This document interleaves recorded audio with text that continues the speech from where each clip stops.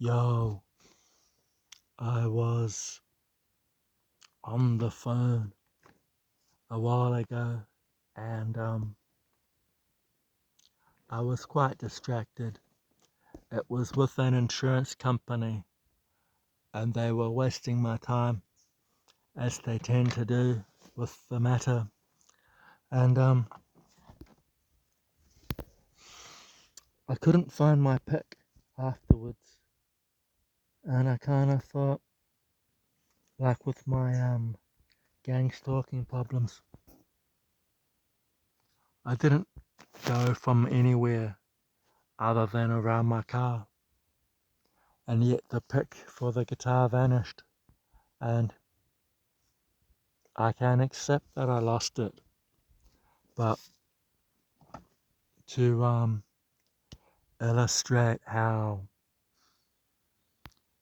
obsessive gang stalkers are, it's like, in my mind, it is totally feasible for the stalker to have snuck up on me while I was on the phone conversating and take the pick from just down there somewhere.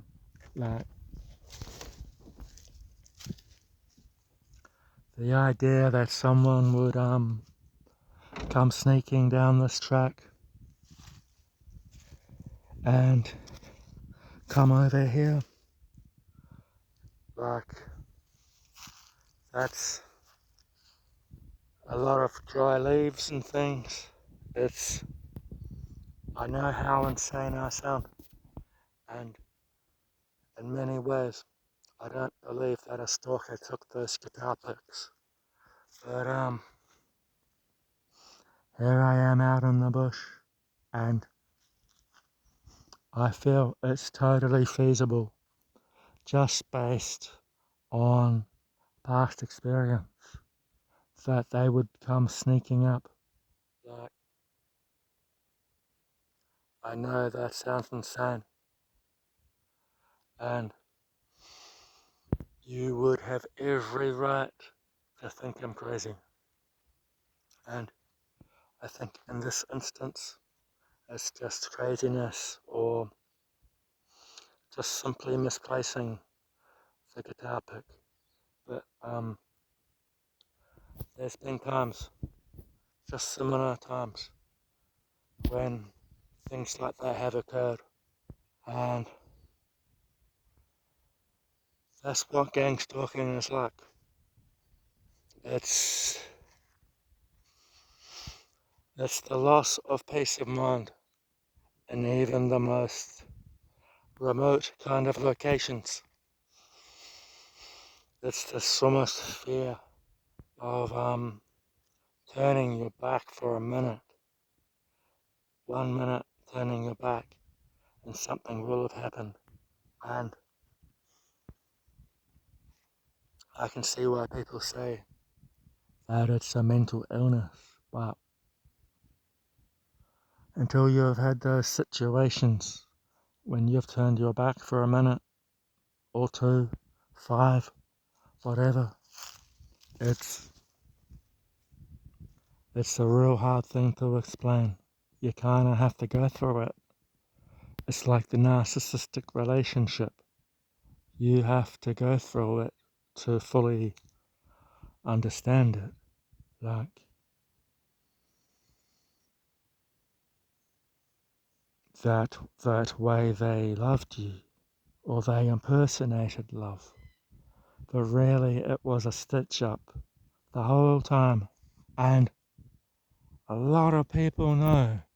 That's the funny thing about narcissists, is that it's like they know you were stitched up, but they'll still, you're not on team narcissist.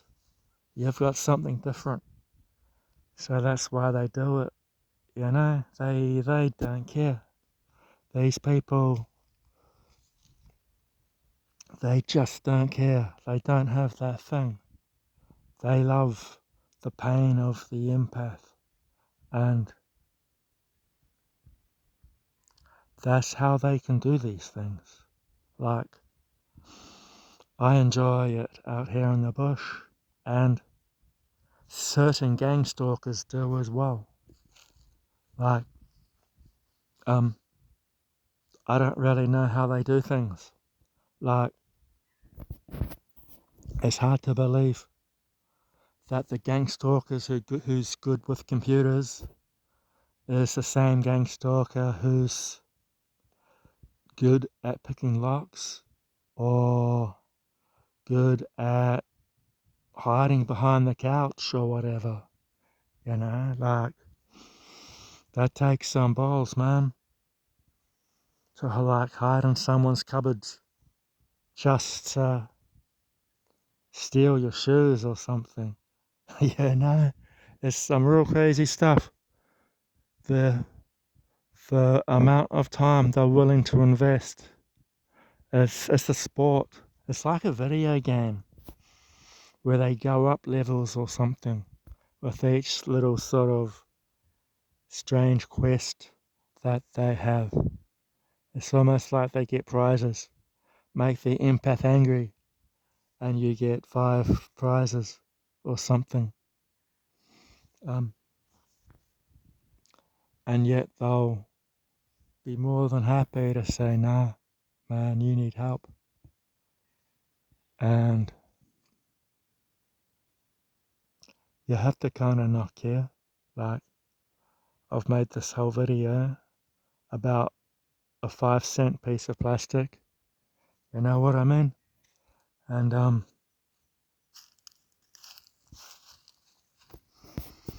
yeah, this is I mean, they do worse. Of course, they do worse. They cost you thousands. They'll steal thousands. Or, I mean, let's be real. They're gonna are putting holes in your boat, or they're damaging your spaceship, or whatever kind of dream you had. The narcissist stalkers, gangstalkers. Gangstalkers really enjoy killing your passion because this is just kind of the way they are, It's like that scorpion going over the river on the back of a frog. Like, the frog's silly. The frog's like, man, I'll be okay because if he kills me, he'll die too. But yeah, think about that. You go giving scorpions rides, they'll kill you because that's just what they do. I mean, let's be real. They'll wait till you get them across the river before they'll sting you, but it's a metaphor, isn't it? Have a good one.